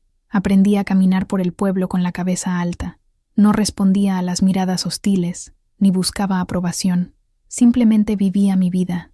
Iba al mercado, me sentaba en la plaza a tomar el sol, iba a misa. Mi presencia constante era una afirmación silenciosa. Estoy aquí, sobreviví, y ya no tengo vergüenza. Los murmullos continuaron, por supuesto. Me convertí en una leyenda local, la viuda del loro. Algunos decían que estaba loca, que entrené al pájaro para mentir. Otros decían que era una santa que aguantó a un mártir. La verdad, como siempre, era más complicada. Pero no me importaba lo que dijeran. Estaba demasiado ocupada aprendiendo a escuchar mi propia voz, que, después de tantos años, finalmente comenzaba a sonar más fuerte para mí que todos los murmullos de San Miguel juntos. La confrontación que temía, y en cierto modo, esperaba, llegó aproximadamente un mes después de la muerte de Paco. Sucedió en la puerta de mi propia casa. Estaba regando mi geranio rojo, que ahora había trasplantado a una bonita maceta y colocado en el porche delantero, cuando Roberto, el hermano de Paco, detuvo su coche bruscamente frente a mi portón. Marchó hacia mí, con el rostro como una máscara de furia contenida. Se parecía tanto a Paco, la misma postura rígida, el mismo bigote, la misma mirada que parecía querer atravesarte. Por un instante, mi cuerpo reaccionó por instinto. Sentí un escalofrío de miedo, el deseo de retroceder, de disculparme por algo que ni siquiera había hecho. Pero entonces lo recordé. Ya no era esa mujer. Me erguí, sosteniendo la regadera con firmeza, y esperé. «Genoveva», dijo, la voz baja y sibilante, sin siquiera saludarme. «¿No tienes vergüenza? ¿Sabes lo que dice la gente? Has arrastrado el nombre de nuestra familia por el lodo». Lo miré fijamente, en silencio, dejando que agotara su veneno. Mi hermano era un buen hombre, un hombre honorable, y tú, con esa payasada tuya, ese pájaro del diablo, has escupido en su tumba. ¿Qué te hizo para merecer esto? La pregunta quedó suspendida en el aire, cargada de una ironía tan densa que era casi palpable. ¿Qué me hizo él? La pregunta era tan absurda, tan ciega, que en lugar de rabia, sentí una especie de claridad fría. Puse la regadera en el suelo, con calma, me limpié las manos en el delantal, y entonces hablé. Mi voz no era alta, ni temblorosa, era firme, tranquila, y cargada con el peso de 57 años. «Roberto», comencé, usando su nombre, algo que rara vez hacía. «Tú no sabes nada de la vida dentro de esta casa. Tú veías a tu hermano en la calle, en la iglesia, en los negocios. Yo veía a tu hermano en esta sala, en esta cocina, en esta habitación. No conocíamos al mismo hombre». Él bufó, desdeñoso. «Te lo dio todo. Una casa, comida, un nombre respetable». «Me dio una casa y la convirtió en una prisión», respondí, cada palabra saliendo con más fuerza. «Me dio comida y la usó para humillarme. Y me dio un nombre que tuve que llevar como una sentencia». «Hablas de honor, Roberto. ¿Qué honor hay en aplastar el espíritu de otra persona día tras día, a puerta cerrada?» Se quedó sorprendido por mi respuesta. Esperaba lágrimas, negaciones, una mujer asustada. No estaba preparado para la verdad dicha de forma tan directa. «Lo que la gente dice», continué, «es la consecuencia de las acciones de Paco, no de las mías. No entrené a ese loro. Solo aprendió lo que oía todos los días. Fue el único testigo que tuvo el valor de hablar. La vergüenza no es mía, Roberto. La vergüenza era suya». Se quedó sin palabras. Su rabia parecía haberse vaciado, reemplazada por una confusión desconcertada. Me miró como si me viera por primera vez. No a la esposa callada y sumisa, sino a una extraña, a una mujer con una fuerza que no reconocía. Viví mi vida en silencio, dije, concluyendo. No voy a pasar el resto de ella en silencio tampoco. No le debo a Paco, ni a ti, ni a este pueblo, nada más que mi propia verdad. Ahora, si me disculpas, mis flores necesitan agua.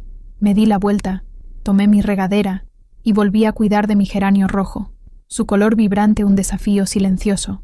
Roberto se quedó quieto un momento más, luego se giró, subió a su coche y se fue sin decir una palabra más.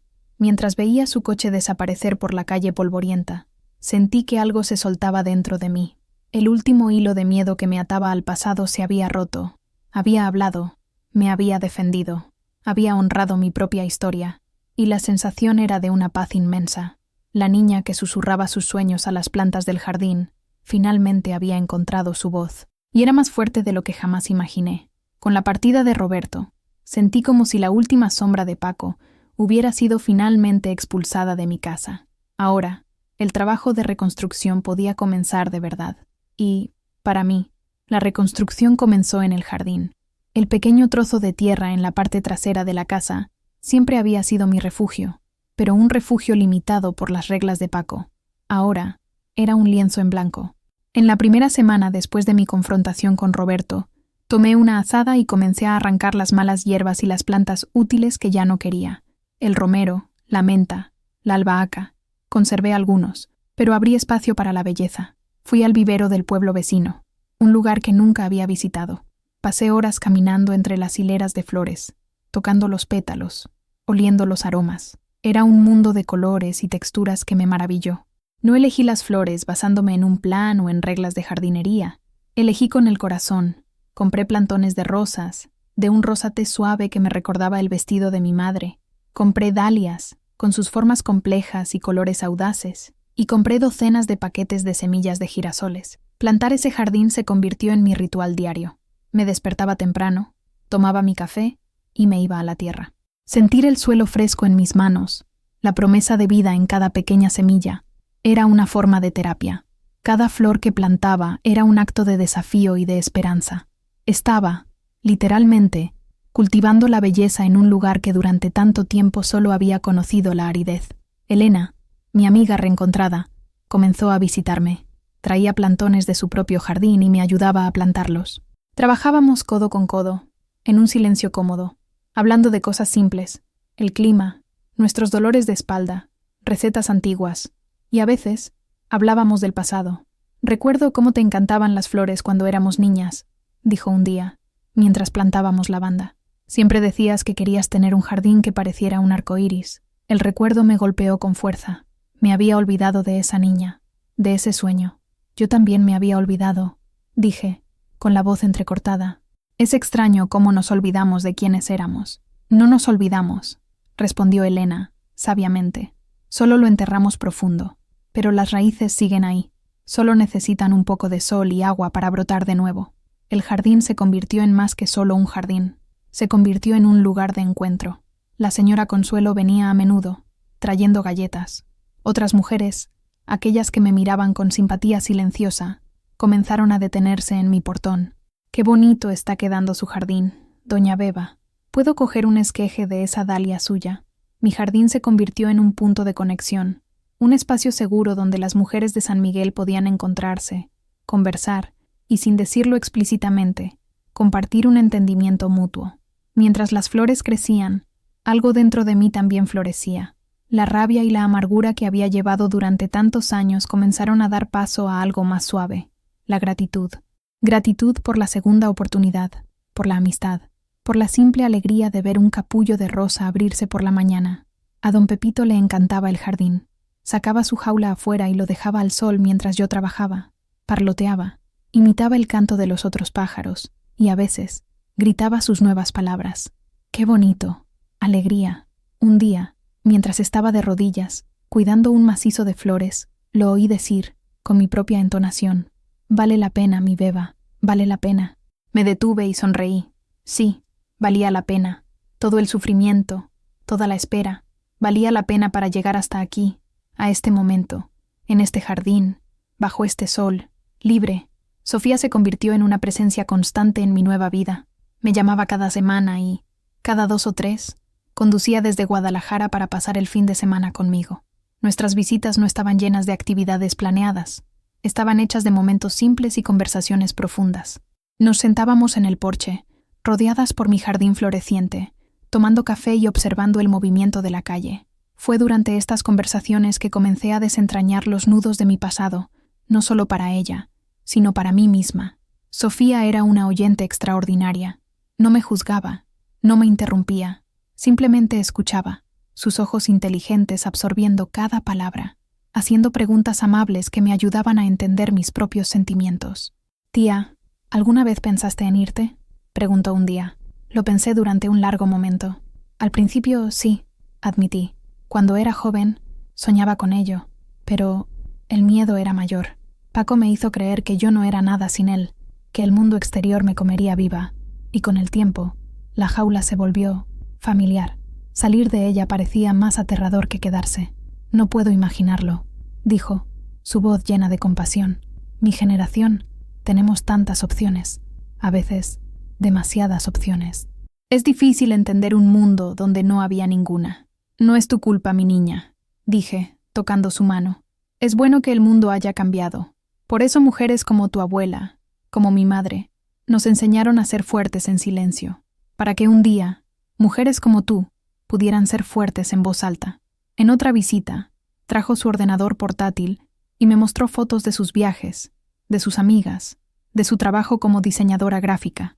Me mostró un mundo que parecía de otro planeta, un mundo donde las mujeres viajaban solas, tenían sus propias carreras, decidían si querían o no casarse. «¿Eres feliz, Sofía?», le pregunté. Ella sonrió. «La mayor parte del tiempo sí. Tengo mis problemas, mis inseguridades, como todo el mundo, pero soy libre de ser infeliz a mi manera, si es que eso tiene sentido.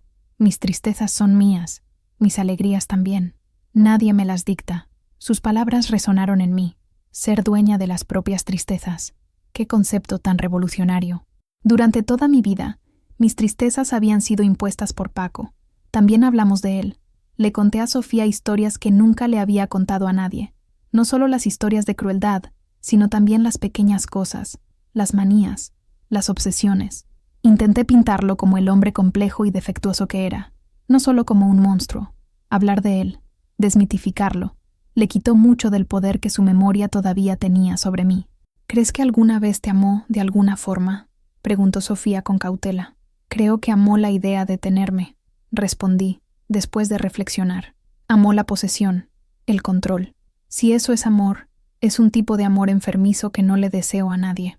Amor para mí, Sofía, es como mi jardín, es dar espacio para crecer, es regar, cuidar, pero no podar hasta que no quede nada». Paco solo sabía podar. Estas conversaciones eran curativas. Me ayudaron a conectar el pasado con el presente, la mujer que fui con la mujer que me estaba convirtiendo, y fortalecieron mi vínculo con Sofía. En ella, veía la continuación de un linaje de mujeres fuertes, la fuerza silenciosa de mi madre, mi propia fuerza de supervivencia, y su fuerza expresiva y libre. Un día, me dijo, «Tía, tu historia es tan poderosa, deberías escribirla». Me reí. «Soy una anciana, mi niña. No soy escritora. Todo el que ha vivido tiene una historia que contar», insistió. «Y la tuya puede ayudar a otras personas. Puede hacer que otras mujeres, que viven en silencio, sepan que no están solas». La idea quedó plantada en mi mente, una semilla como las de mi jardín, esperando el momento adecuado para germinar. La libertad, descubrí, tenía 2 caras. Por un lado, la alegría del descubrimiento, la paz del silencio elegido, la belleza de mi jardín. Por otro, había una sombra que de vez en cuando se colaba en mi casa y en mi corazón, la soledad.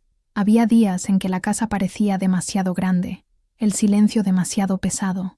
Me despertaba en mitad de la noche con el hábito de décadas, esperando oír la respiración de Paco a mi lado, y el vacío de la cama me asustaba. No era que lo extrañara, Dios me libre, era la ausencia de lo familiar, aunque lo familiar fuera terrible. Durante 57 años, mi vida, mis emociones, mis acciones, fueron una reacción a él. Sin él, ¿quién era yo? ¿Contra qué debía reaccionar?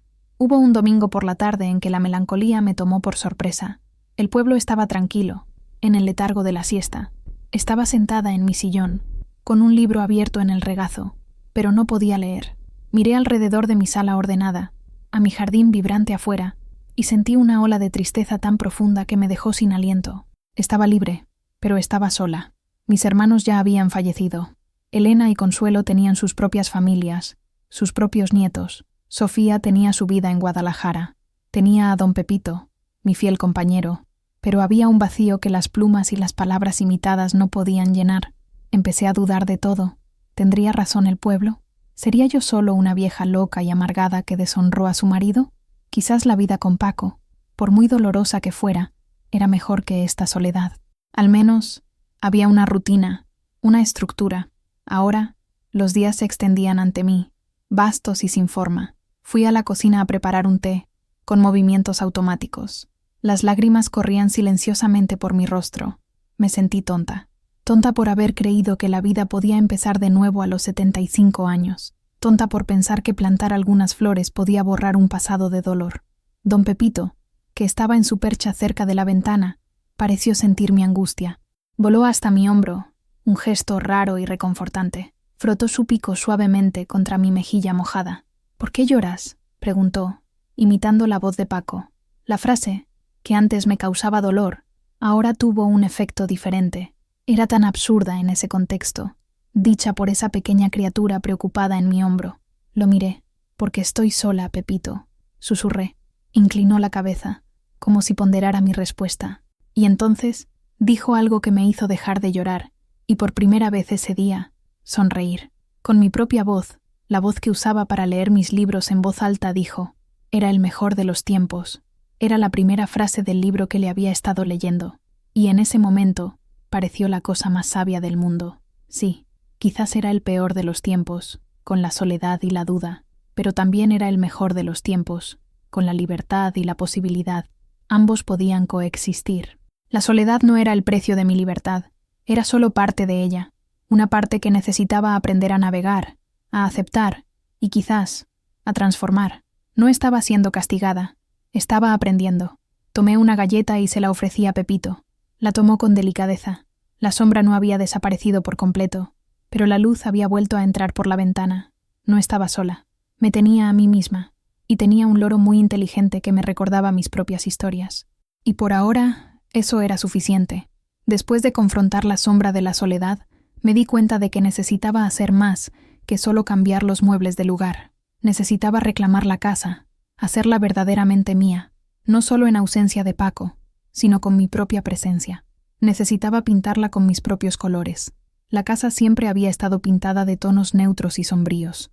Beige, blanco, gris, colores serios, como le gustaban a Paco.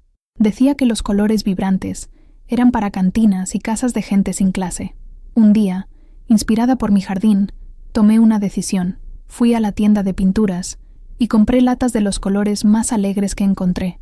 Un azul celeste que me recordaba el cielo de Jalisco, un amarillo sol como el de mis girasoles y un terracota cálido como la tierra bajo mis pies. Empecé por la cocina. Era el corazón de la casa, el lugar donde había pasado la mayor parte de mi vida. Con la ayuda de un muchacho que Elena me recomendó, movimos los armarios y cubrimos el suelo. Y entonces empecé a pintar. La sensación del rodillo en mi mano, transformando las paredes beiges y sin vida en un amarillo soleado, era increíblemente poderosa. Cada pincelada era un acto de desafío, una declaración de quién era yo. Estaba, literalmente, borrando el pasado y pintando un nuevo futuro. Trabajé durante días, habitación por habitación. La sala fue pintada de terracota, convirtiéndola en un espacio acogedor y cálido. Mi dormitorio, el que había compartido con Paco, fue la transformación más radical. Pinté las paredes de azul celeste, un color que me traía paz. Cambié las cortinas pesadas y oscuras por otras de algodón blanco, ligeras, que danzaban con la brisa. Mientras la casa se transformaba, algo en mí también cambiaba. Me sentía con más energía, más viva. El proyecto me dio un propósito, una meta. Y el resultado era una alegría visual que me saludaba cada mañana.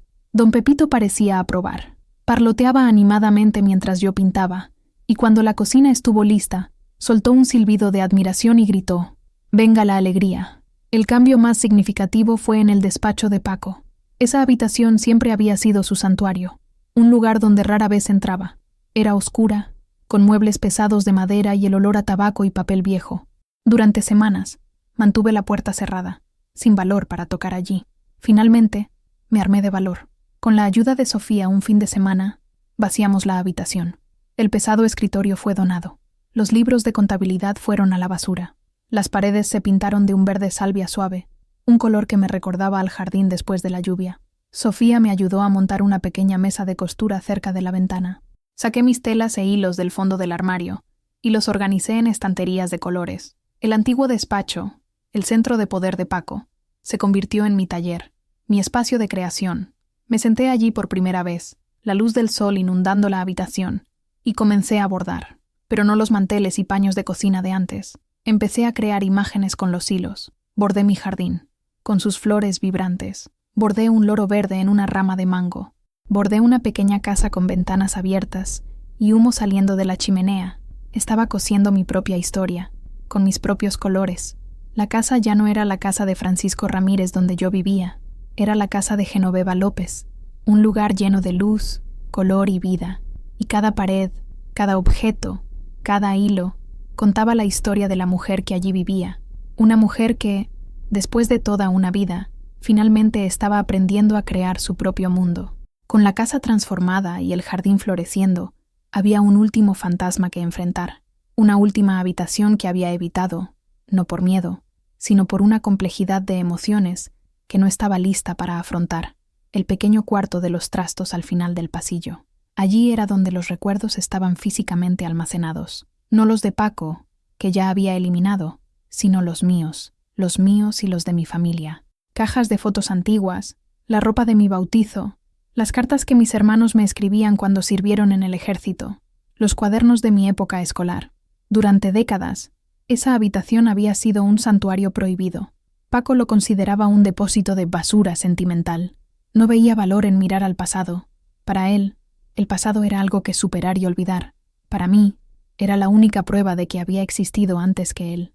En una tarde lluviosa, cuando el sonido del agua en el tejado creaba una atmósfera introspectiva, abrí la puerta de esa habitación. El olor a polvo y naftalina me transportó instantáneamente a otra época. Me senté en el suelo y saqué la primera caja. Estaba llena de fotografías en blanco y negro. Había una foto mía, con unos 5 años, de la mano de mi padre. Él parecía tan joven, tan fuerte. Y yo tenía una sonrisa tan abierta, tan sin miedo. Miré a esa niña y sentí una ternura inmensa. ¿Dónde se había escondido todos estos años? Había fotos de mi boda. Miré mi rostro joven, los ojos llenos de una esperanza ingenua, y no sentí rabia. Sentí compasión por esa chica de 17 años, que no tenía ni idea de lo que le esperaba. No era tonta, era un producto de su tiempo, haciendo lo que creía que era correcto. En otra caja, encontré mis cuadernos escolares, mis redacciones, con la caligrafía redondeada, hablando de lo que quería ser de mayor. Quería ser maestra. El descubrimiento me golpeó como un puñetazo en el estómago. Me había olvidado por completo de ese sueño. La vida, Paco, la realidad, lo habían enterrado tan profundo que ni siquiera recordaba su existencia. Lloré por la maestra que nunca fui. Lloré por las ambiciones perdidas, por los caminos no transitados. Pero, mientras las lágrimas caían, algo más sucedía. La tristeza comenzó a mezclarse con una sensación de redescubrimiento. Esa niña, esa soñadora, todavía era parte de mí. Pasé toda la tarde en esa habitación, viajando por mi propio pasado. Leí las cartas de mis hermanos, me reí de sus bromas, sentí la nostalgia por ellos. Toqué la tela de mi vestido de primera comunión.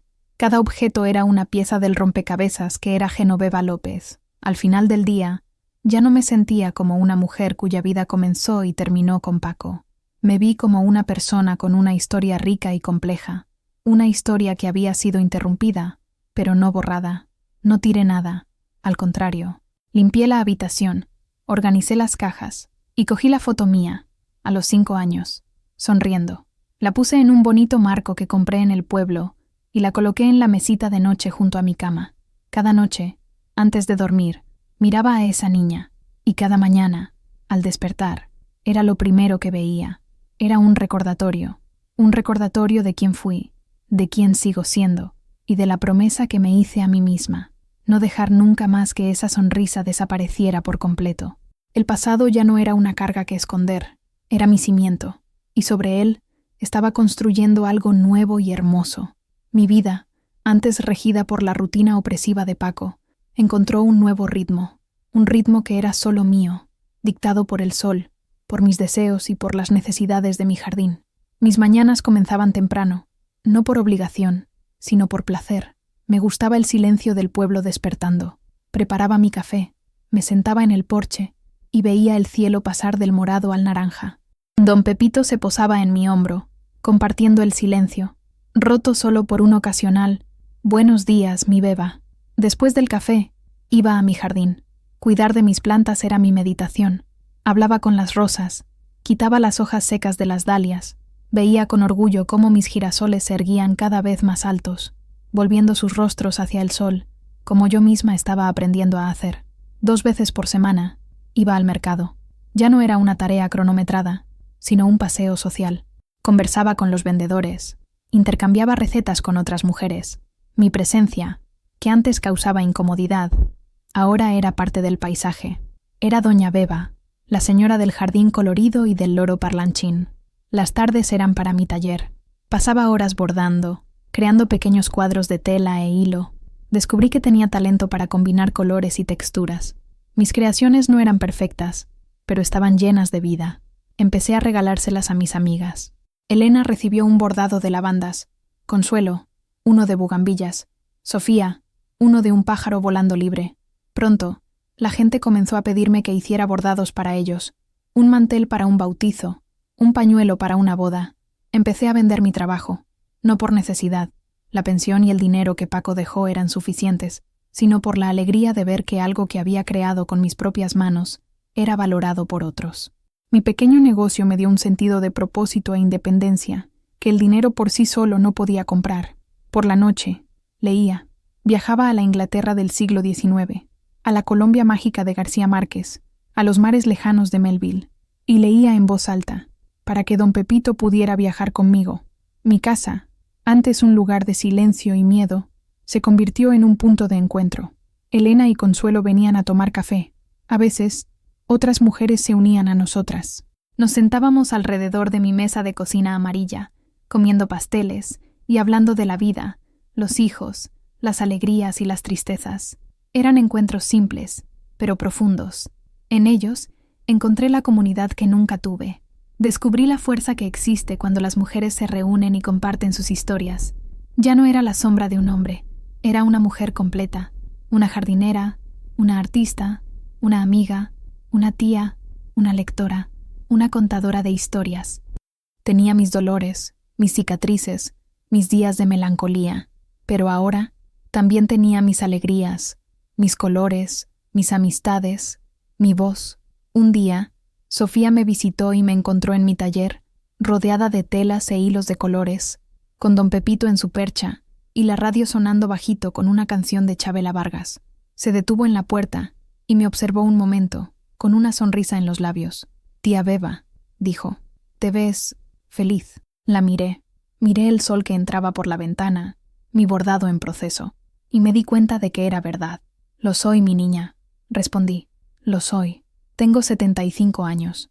Hay quienes dicen que es demasiado tarde para empezar de nuevo, que a estas alturas de la vida, la historia ya está escrita, las páginas amarillentas, la encuadernación gastada, pero se equivocan. Mi historia, mi verdadera historia, comenzó el día en que terminó la de Paco. Hoy vivo en una casa pintada con los colores de la alegría. Mi jardín es un tumulto de vida que atrae a colibríes y mariposas. Mis manos, aunque arrugadas, están ocupadas creando belleza con hilos y telas. Mi mesa de cocina a menudo se llena con las risas de mis amigas, y mi voz, por tanto tiempo silenciada, ahora lee poesía en voz alta.